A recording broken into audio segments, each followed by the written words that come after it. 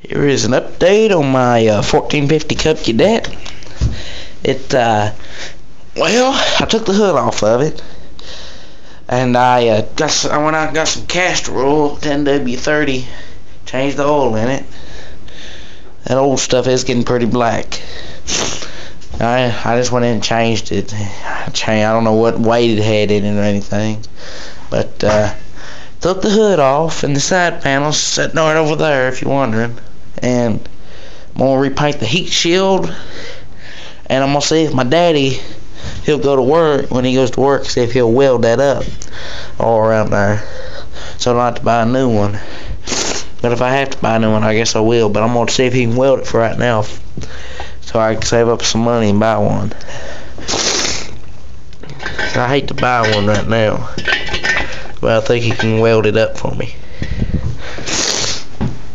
And there's the electric PTO,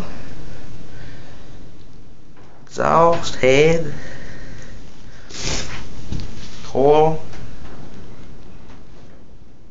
all that. I'm gonna repaint. I'm gonna try to take the gas tank shield, whatever you want to call it, shield off. I'm gonna repaint it black with that engine paint.